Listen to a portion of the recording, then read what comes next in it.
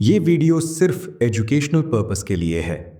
इसमें किसी भी तरह की बाइंग या सेलिंग की रिकमेंडेशन नहीं है।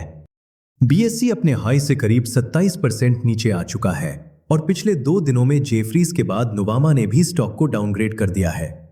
लेकिन इन नेगेटिव न्यूज के बावजूद प्राइस फिलहाल एक इंपॉर्टेंट एरिया में पहुंच चुका है, जहां से शॉर्ट टर्म में एक बाउंस की पॉसिबिलिटी बन रही है। और अगर बीएससी की हिस्ट्री को थोड़ा पीछे जाकर देखेंगे तो यहां एक इंटरेस्टिंग पैटर्न दिखाई देता है। पिछले कुछ बड़े स्विंग्स को देखेंगे तो करीब 30 से 40% की बड़ी करेक्शन के बाद बीएससी ने कई बार 2 से ढाई गुने तक की बड़ी अपसाइड चाल दिखाई है। तो अब सबसे बड़ा सवाल यही है, क्या इस बार भी ये गिरावट अगली बड़ी अपसाइड चाल से पहले का मौका है, या फिर इस बार पिक्चर बदलने वाली है? क्योंकि अगर यहां इंपॉर्टेंट लेवल्स टूटते हैं तो यही गिरावट बीएससी के लॉन्ग टर्म टॉप को कंफर्म कर सकती है और उसके बाद 2 से 3 साल या उससे भी लंबी करेक्शन का रास्ता खुल सकता है। और क्योंकि बीएससी एफएनओ में है, इसलिए जो भी सिनेरियो बने, यहां ट्रेडिंग की अपॉर्चुनिटी काफी बड़ी हो सकती है। लेकिन इस पूरे खेल को समझने के लिए हमें पहले इसकी बड़ी पिक्चर समझनी होगी। तो शुरुआत करते हैं बीएससी के लॉन्ग टर्म स्ट्रक्चर से। अगर हम बोनस एडजस्टेड चार्ट देखें तो बीएससी का यह बड़ा बुल रन 2020 में करीब 30 रुपए के आसपास से शुरू हुआ था। और इस पूरे मूव को अगर वेव स्ट्रक्चर में देखें तो 2022 में फर्स्ट वेव, 2023 में सेकंड वेव और उसके बाद से प्राइस थर्ड वेव में चलता हुआ दिखाई दे रहा है। अब यहां सबसे इंटरेस्टिंग बात है, इस थर्ड वेव को शुरू हुए लगभग 3 साल हो चुके हैं और इस दौरान प्राइस 138% का टारगेट भी अचीव कर चुका है। यानी अब सवाल सिर्फ ये नहीं है कि बीएससी यहां से और कितना ऊपर जा सकता है। असली सवाल यह है कि यह थर्ड वेव आखिर कहां जाकर पूरी हो सकती है। क्योंकि जैसे ही यह थर्ड वेव पूरी होगी, उसके बाद फोर्थ वेव की करेक्शन शुरू हो सकती है और उस करेक्शन को सिर्फ कुछ हफ्तों की गिरावट समझना गलत होगा। इसमें 2 से 3 साल या उससे भी ज्यादा का टाइम लग सकता है। इसलिए अब सबसे जरूरी सवाल यह है, वो कौन सा एरिया है जिसके टूटते ही बीएससी की अपसाइड की कहानी खत्म और डाउनसाइड की कहानी शुरू हो सकती है। इसी एरिया को समझने के लिए अब डेली टाइम फ्रेम पर आते हैं।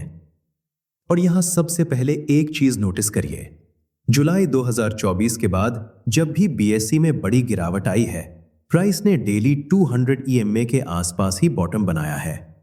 यानी इस पूरे अपट्रेंड में डेली 200 ईएमए एक इंपॉर्टेंट डायनामिक सपोर्ट की तरह काम करता रहा है। और अगर थोड़ा पीछे जाएं तो 2020 से 2022 के दौरान भी प्राइस इसी एवरेज को फॉलो कर रहा था। लेकिन 2022 में जैसे ही प्राइस डेली 200 ईएमए के नीचे गया, उसके बाद करीब 1 साल की करेक्शन देखने को मिली। और अभी की सबसे इंपॉर्टेंट बात यह है कि बड़े टाइम फ्रेम की ट्रेंड लाइन भी इसी एरिया के आसपास मौजूद है। इसलिए अगर प्राइस इस ट्रेंड लाइन के नीचे जाकर कंटिन्यू करता है तो यह सिर्फ एक नॉर्मल करेक्शन नहीं होगी।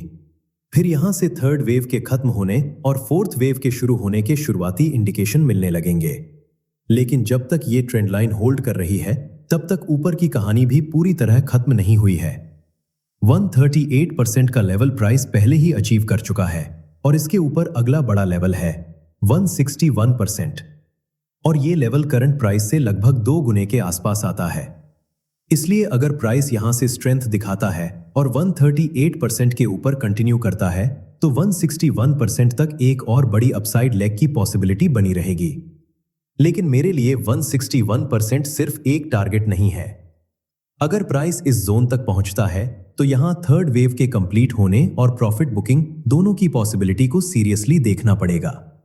क्योंकि थर्ड वेव के लिए भले ही कहा जाता है कि स्काई इज द लिमिट, लेकिन कई बार थर्ड वेव 161% जोन के आसपास ही पूरी हो जाती है। यानी ऊपर की तरफ अभी एक बड़ा मूव बाकी हो सकता है, लेकिन जैसे जैसे प्राइस इस जोन के करीब जाएगा, लॉन्ग टर्म टॉप का रिस्क भी बढ़ता जाएगा। और दूसरी तरफ नीचे एक ऐसा लेवल है जो पूरी तस्वीर बदल सकता है। अब थोड़ा सा साइकोलॉजी भी देख लेते हैं, क्योंकि जेफरीज की न्यूज के बाद मैं स्टॉक को लेकर एक वीडियो के कमेंट्स चेक कर रहा था और यहां एक चीज काफी इंटरेस्टिंग लगी। मैक्सिमम लोगों का व्यू अभी भी बुलिश था। काफी लोग इस गिरावट को बाइंग अपॉर्चुनिटी की तरह देख रहे थे। और उस वीडियो के लास्ट में एक सवाल पूछा गया था, आप बीएससी में क्या करेंगे? तो सबसे कॉमन जवाब था होल्ड। अब यही चीज मुझे करीब 2 साल पहले की याद दिलाती है। क्योंकि 2024 में जब हमने निफ्टी के मेजर टॉप की बात की थी, तब भी मार्केट का माहौल कुछ ऐसा ही था। ज्यादातर लोग एक्सट्रीम बुलिश थे। गिरावट को बाइंग अपॉर्चुनिटी माना जा रहा था और डाउनसाइड की बात बहुत कम लोग सीरियसली कर रहे थे। लेकिन आज, सिर्फ 2 साल बाद, इंटरेस्टिंग बात यह है कि इंडेक्स में कोई बड़ा क्रैश भी नहीं आया। सिर्फ एक साइडवेज करेक्शन चली, जिसका अब एंडिंग फेज शुरू हुआ है। फिर भी वही लोग आज फ्रस्ट्रेटेड हैं, बेरिश हैं या कंफ्यूज्ड हैं। यानी इंडाइसेस ने कोई बड़ा डाउनसाइड मूव नहीं दिया, लेकिन फिर भी इन 2 सालों में लोगों की सोच पूरी तरह बदल गई। और यही मार्केट साइकोलॉजी है। और अभी बीएससी में भी मुझे कुछ ऐसा ही दिखाई दे रहा है। लेकिन इसका मतलब यह नहीं कि बीएससी का टॉप बन चुका है, क्योंकि अभी हमारे पास सिर्फ साइकोलॉजी है, टॉप की कंफर्मेशन नहीं।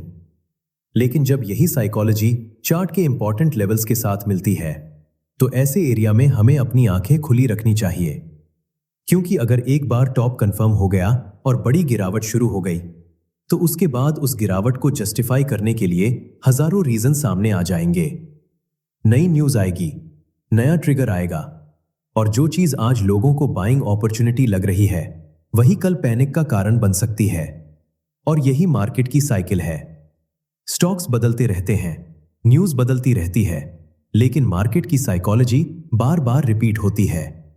अब ट्रेडिंग पर्सपेक्टिव से इस पूरे सेटअप को देखते हैं।